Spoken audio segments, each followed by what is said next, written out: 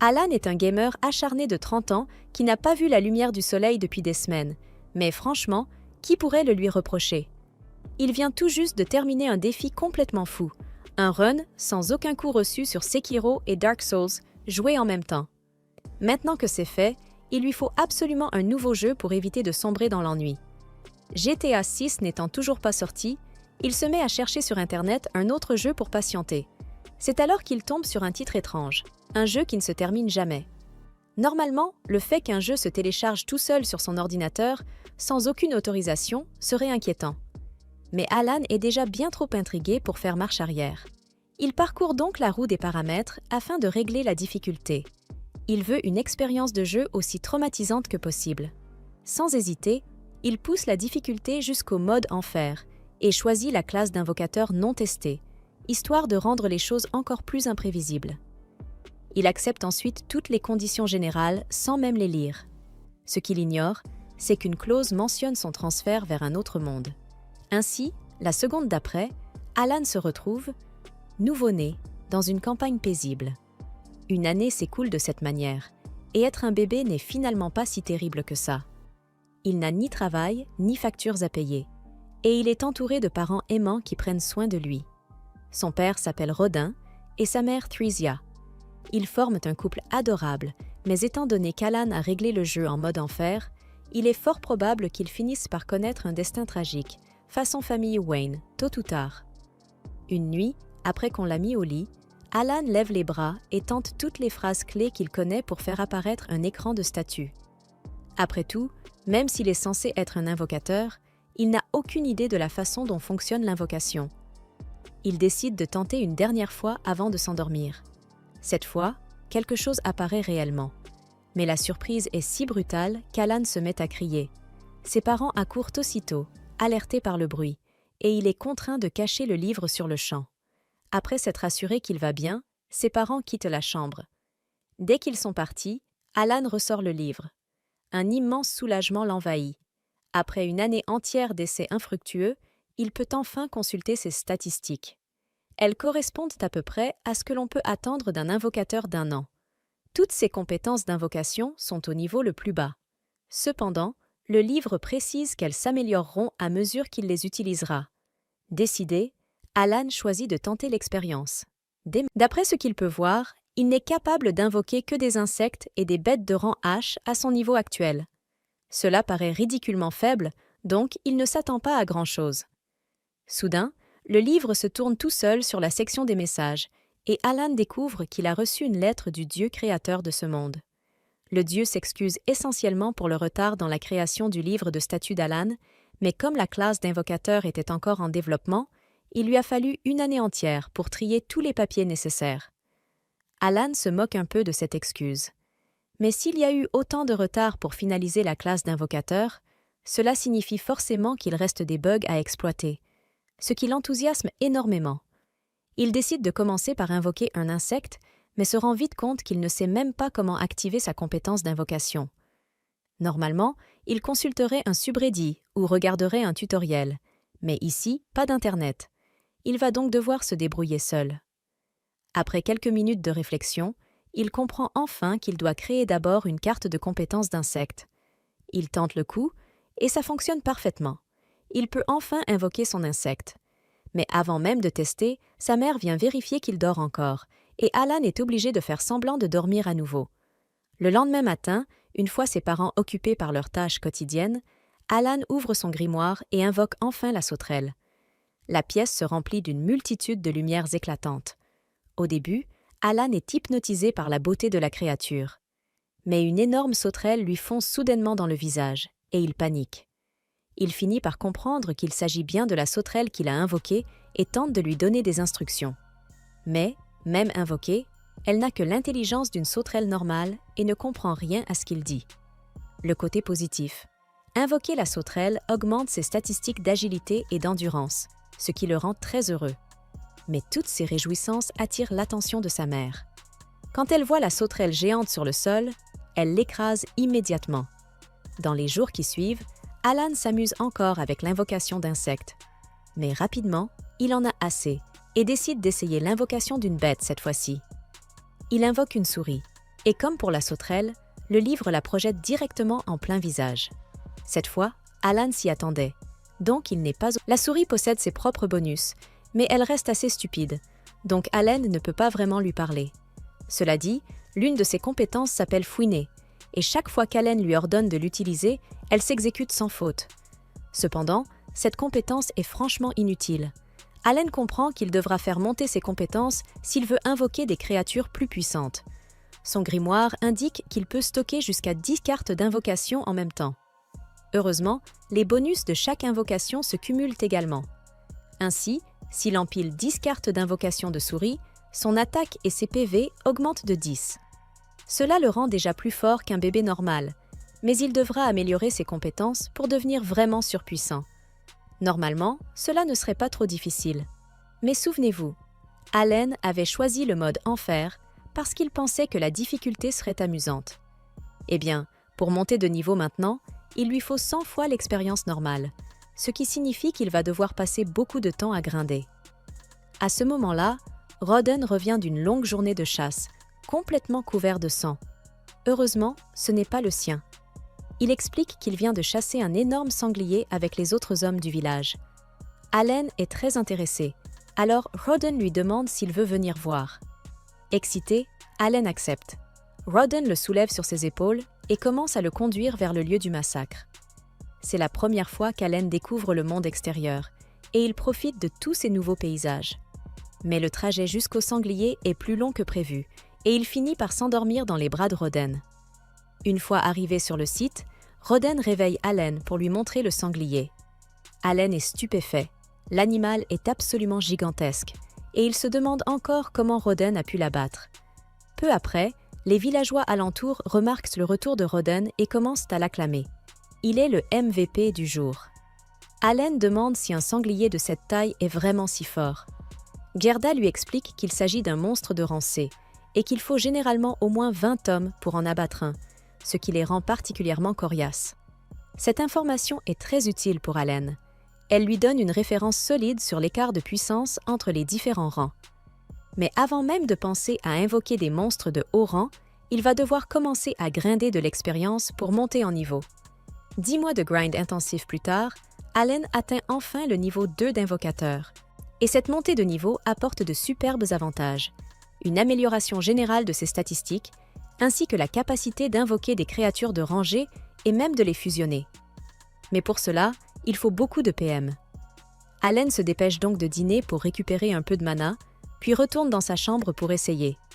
Malheureusement, lorsqu'il ouvre son grimoire, il se rend compte qu'il n'a toujours pas assez de mana pour fusionner ses invocations, car son PM maximal est trop faible. Il semble donc qu'il devra encore grinder davantage avant de pouvoir tester de nouvelles capacités.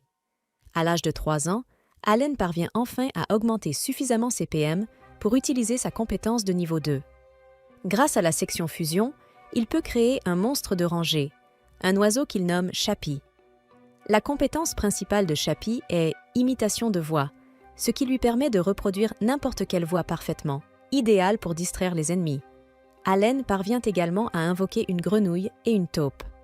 La grenouille n'a pour seule compétence que de sauter en clignotant, toujours dans le but de distraire, tandis que la taupe est beaucoup plus active et peut creuser un trou gigantesque en quelques secondes. Les compétences des monstres de rangée sont bien plus utiles que celles des haches, et Alan commence enfin à apprécier l'expérience de jeu dans ce monde. Cependant, il faudra encore beaucoup de temps avant qu'il ne soit assez puissant pour affronter quoi que ce soit de sérieux. Et parlant de combat, la fille de Gerda, Krina, vient chercher Alan pour jouer avec lui. Pour Krina, jouer signifie le défier à un duel. Normalement, cela ne poserait pas de problème, mais elle est bien trop forte pour qu'Alan puisse la suivre. Il se donne à fond, utilisant tous les buffs de ses invocations pour avoir une chance, mais cela ne suffit pas. Il n'est tout simplement pas à sa hauteur. À la fin de la journée, Alan et Krina rentrent chez eux. Pendant qu'Alan a passé l'année à grinder son XP, Rodin et Theresia ont été très occupés. Theresia est de nouveau enceinte.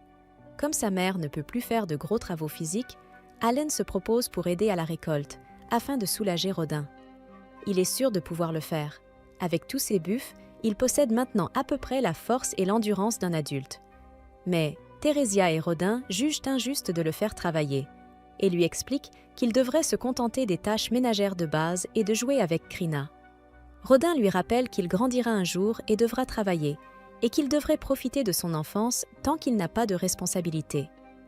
Au début, Allen est un peu déçu d'être refusé, mais il se rappelle rapidement à quel point le travail agricole est épuisant, et qu'aucun père ne forcerait son enfant de 3 ans à accomplir ce genre de tâches. Il accepte donc de laisser tomber. Rodin est content de voir qu'Allen comprend, mais alors qu'ils continuent leur dîner, Teresia se souvient de l'avoir vu un peu plus tôt dans le jardin, lançant des pierres sur un arbre. Elle lui demande ce qu'il faisait. Allen répond qu'il s'entraînait pour se défendre au cas où un monstre attaquerait leur maison. En réalité, il essayait de voir s'il pouvait apprendre d'autres compétences que l'invocation en répétant la même action encore et encore, mais il n'a pas eu beaucoup de succès.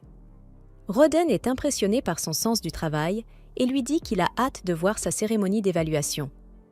Allen n'avait jamais entendu parler de cette cérémonie et demande à Rodin ce que c'est.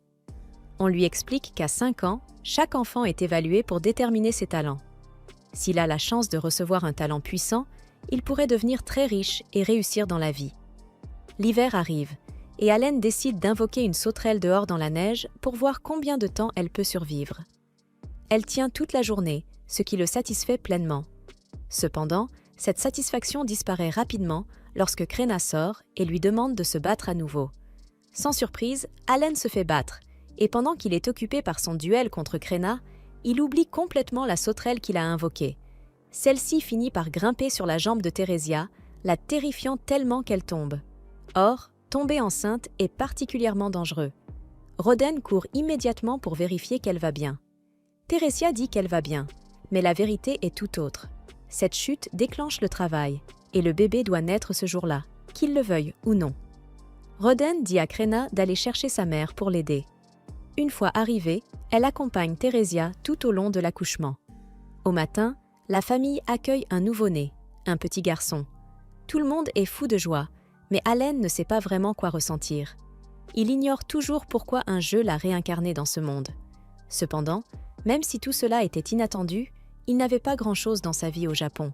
Alors, il n'est pas mécontent de la tournure des événements. C'est pourquoi il décide de se concentrer uniquement sur le leveling et la protection de sa nouvelle famille. Quelque temps plus tard, alors qu'Allen a 5 ans, il demande à son père en quoi consiste la cérémonie d'aptitude.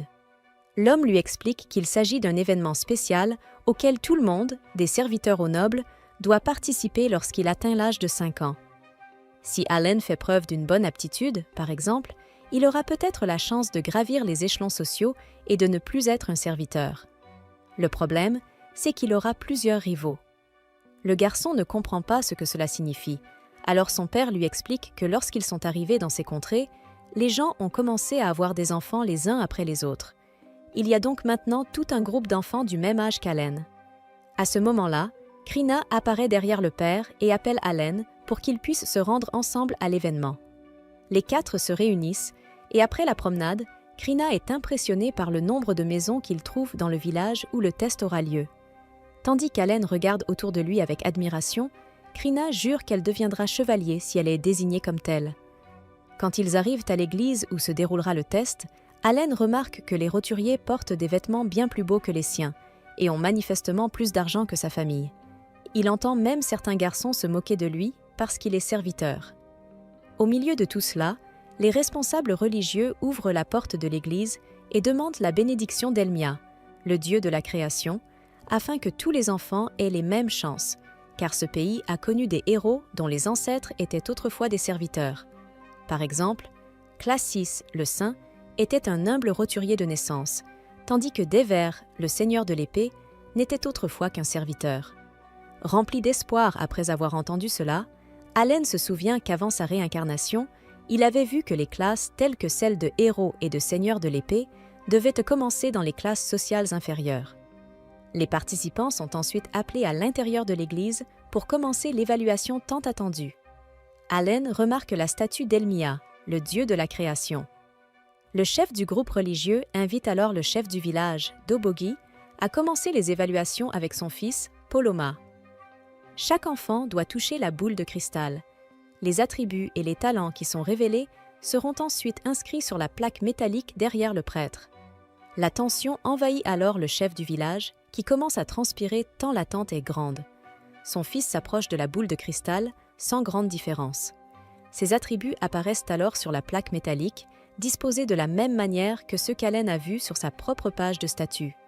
D'après ce qui est écrit, Poloma a le talent pour devenir marchand, ce qui rend son père extrêmement satisfait, ne comprenant pas grand-chose et pensant que tout talent est une raison de se réjouir.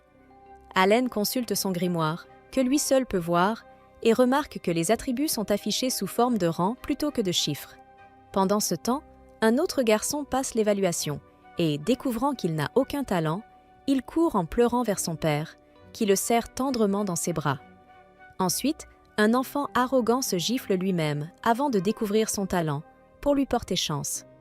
Il se réjouit ensuite d'apprendre qu'il est un bûcheron, et Allen est impressionné que ce garçon, Dogora, ait obtenu l'un des attributs avec le rang le plus élevé qu'il ait jamais vu de sa vie. Au fil du temps, tous les enfants passent leur évaluation jusqu'à ce qu'il ne reste plus qu'Allen et Krina à la fin.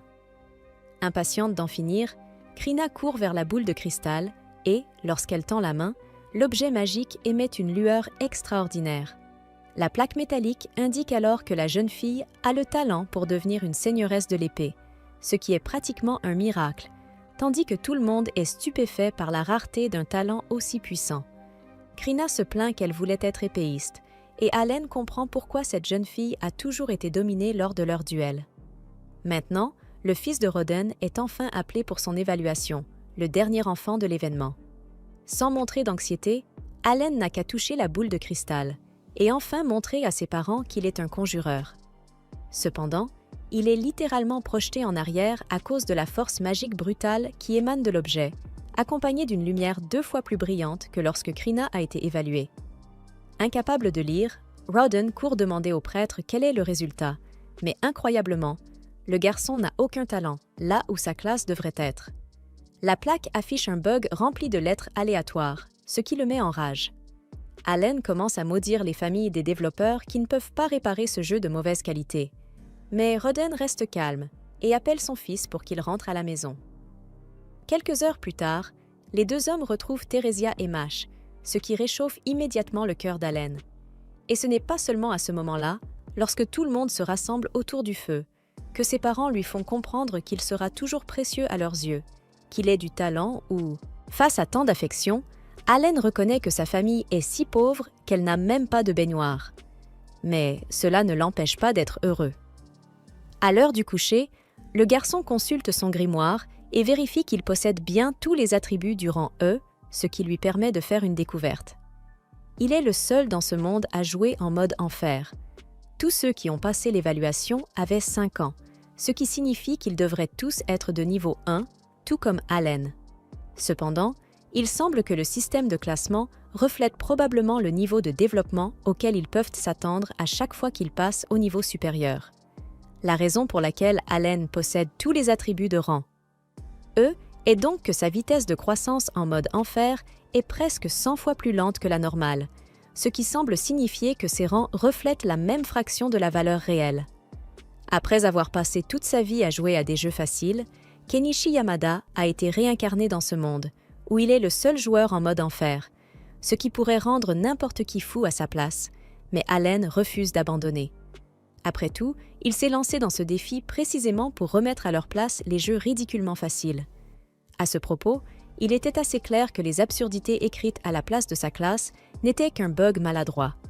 Les développeurs devraient donc le corriger rapidement, et Allen est prêt à se plaindre auprès d'eux jusqu'à ce que tout soit parfait, juste pour prouver que personne ne devrait se moquer d'un joueur sans vie sociale. Le lendemain matin, Allen demande à sa mère pourquoi son père est comme ça, car l'homme agit bizarrement depuis la veille au soir. À la tombée de la nuit, toute la famille se rend chez Krina pour fêter la découverte de la jeune fille. Excité, il dit à Allen qu'un seigneur de l'épée est plus fort qu'un épéiste, et l'enfant fait semblant de ne pas comprendre pour cacher qu'il ne le savait pas. Mathilda ajoute que le chef du village est passé pour offrir de l'alcool à la famille. Rodin, essayant de cacher sa joie, garde un visage impassible et invite tout le monde à profiter de la boisson. Allen commence à soupçonner son père d'être jaloux de Krina pour être devenue une seigneuresse de l'épée, mais il ne pense pas que son père soit ce genre de personne. Gerda demande à Roden de prendre la première gorgée d'alcool, car selon lui, ce sont les visiteurs qui doivent boire en premier. Face à l'insistance de Gerda, une dispute éclate entre les deux jusqu'à ce que Gerda révèle que Roden souhaite rompre les liens entre les deux familles. Acculé, Roden explique que ce n'était pas son intention et que le talent de Krina est si extraordinaire qu'elle pourrait même devenir chevalier et servir le pays, ayant de bonnes chances d'accéder un jour à la noblesse. C'est pourquoi, selon lui, les personnes importantes comme elle ne devraient pas perdre leur temps à fréquenter les domestiques. Cela dit, la dispute entre Roden et Gerda est sur le point de dégénérer en bagarre. Halen demande alors à Krina d'intervenir, mais leurs épouses arrivent les premières, montrant que l'agression physique peut aussi résoudre les problèmes. Après le coup de poing que Mathilda assène au visage de son mari, Halen comprend qu'il ne faut pas se frotter à cette femme. Le garçon lui demande si ces deux-là ont toujours été aussi têtus, et elle répond que le fait de devenir parents les a fait mûrir dans une certaine mesure. À l'époque, ils se battaient presque tous les jours, mais Theresia explique que les deux couples sont amis depuis l'enfance et qu'ils ont donc grandi ensemble. Pendant que Mathilda raconte comment ils ont découvert la création d'un nouveau village il y a 10 ans et comment ils ont décidé tous les 4 de construire leur propre maison sur ce terrain, ce qui explique pourquoi leurs maisons se ressemblent beaucoup, Roden et Gerda recommencent à se disputer pour savoir qui a le plus travaillé à la construction. Mais ils font la paix après avoir bu l'alcool qu'ils n'avaient pas touché depuis leur mariage. À l'aube, alors qu'elle travaille, Gerda apprend que l'Ordre de la Nuit est à la recherche de Krina. C'est pourquoi, avec ses amis, il emmène sa fille dans la ville où a eu lieu l'évaluation de la veille. Étonnamment, la nouvelle de l'existence d'un seigneur de l'épée parmi les roturiers s'est rapidement répandue, et beaucoup de gens savent déjà que Krina est une enfant douée. Soudain, Dogora apparaît, armé d'une massue et l'air furieux. Et Halen se souvient qu'il s'agit du gamin armé d'une hache qu'il a vu lors de l'évaluation. Dogora demande à Halen ce qu'il fait là, puisque cette ville est un repère pour les ratés sans talent. Immédiatement, Krina s'interpose entre eux pour protéger son ami, et Djurda doit retenir sa fille avant qu'elle ne passe le gamin à tabac. À ce moment-là, l'Ordre de la Nuit arrive, imposant le respect à la population qui les regarde avec admiration. L'arrivée du capitaine Zenof, un maître épéiste, et de ses subordonnés. Quand ils descendent de leurs chevaux, le chef du village appelle Djurda et sa fille, et Halen remarque à quel point son ami est excité par tout cela. Cela fait seulement 3 ans qu'ils ont commencé à faire semblant de se battre en duel, et maintenant elle se trouve face à une occasion en or. Cependant, Djurda ne semble pas satisfait de la proposition du capitaine de faire entrer Krina dans l'Ordre de la Nuit, arguant qu'elle est encore trop jeune et qu'elle n'a pas la force nécessaire pour manier une véritable épée. Zenof affirme non seulement que la jeune fille est une maître épéiste, mais aussi qu'il considérera comme un mensonge le refus du père, ce qui constitue une tentative directe de tromper le baron Granvel. Selon l'officier, falsifier l'évaluation est puni de mort, et voyant le père hésiter, il sera nécessaire de vérifier si le talent de l'enfant est légitime ou non. Compte tenu de la situation, le chef du village propose un duel, Djurda implore la pitié, mais Zenof précise que si Krina ne se bat pas, elle sera exécutée avec sa famille. Le désespoir envahit tous ceux qui assistent à cette scène cruelle, sauf Krina, qui, voyant qu'on lui tend une épée, court vers elle et fait preuve d'une confiance incroyable. L'enfant est alors placé devant le vice-capitaine, qui se présente sous le nom de Lebrun et appartient à la classe des lanciers. Après s'être présentée comme Krina, la chevalière, elle charge l'officier sans aucune crainte, bien au contraire. Elle agit comme si elle jouait ou quelque chose du genre, et un sourire ne quitte pas son visage. Les deux commencent à échanger des coups, mais Lebrun bloque facilement l'attaque de la jeune fille, tandis que Dagora est impressionné par sa force. Halen estime que ses compétences en escrime sont peut-être déjà au niveau 5 grâce à tous les entraînements quotidiens. Malgré cela, le vice-capitaine contre-attaque et oblige Krina à bloquer avec difficulté, rendant Djurda de plus en plus désespérée. La jeune fille ne perd pas confiance et tente de riposter, mais elle baisse trop sa garde et reçoit un violent coup de pied dans l'estomac, qui la projette contre le mur avec une telle force qu'elle brise les briques. Gerda tente de courir après sa fille, mais il est retenu par 2 soldats, ainsi que par Halen et Roden, qui sont empêchés d'aider leur ami. La défaite semble certaine, tout comme l'exécution de Krina et de sa famille, mais le seigneur des épées se relève et commence à émettre une énergie magique qui fait trembler l'œil gauche de son adversaire. Sur ce, la jeune fille charge à nouveau son adversaire et fait preuve d'une force et d'une agilité 4 fois supérieures à celles qu'elle avait auparavant, obligeant LeBron à donner tout ce qu'il a pour éviter d'être coupé en deux. Après une série de coups brutaux, Krina parvient à trancher la lame du vice-capitaine en deux et manque de peu de lui arracher le crâne. Zenoff déclare alors la fin du duel et la victoire de Krina. Alors que tous ceux qui ont assisté au combat se mettent à célébrer, le capitaine s'approche de Gerda et le félicite d'avoir élevé une véritable dame de l'épée, puis lui demande pardon d'avoir douté de sa parole. Gerda, cependant, garde un visage sévère et se concentre uniquement sur la protection de sa fille.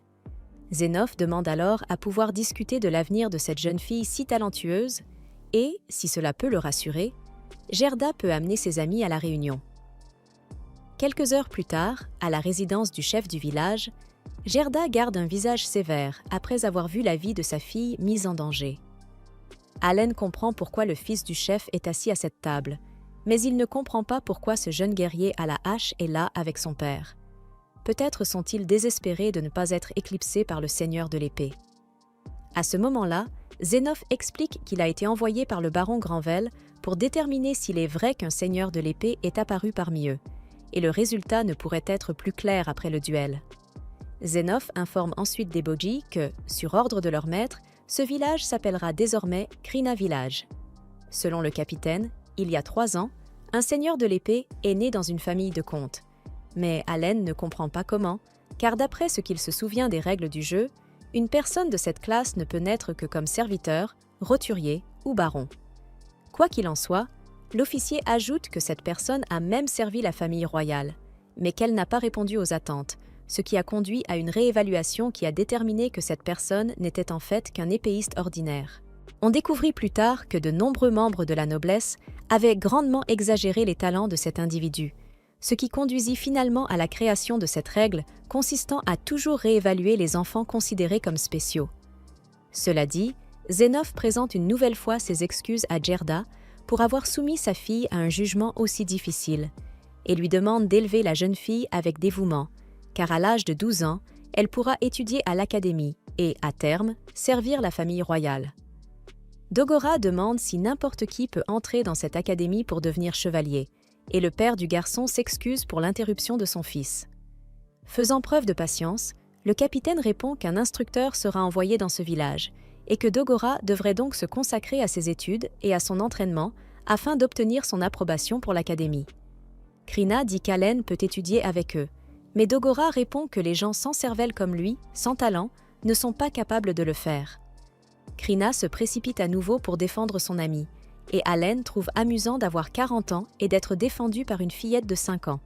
Au fait, Zenoff remarque enfin Allen et, réalisant qui est son père, il se lève de sa chaise pour saluer Rodin, le chasseur de sangliers, une véritable légende locale.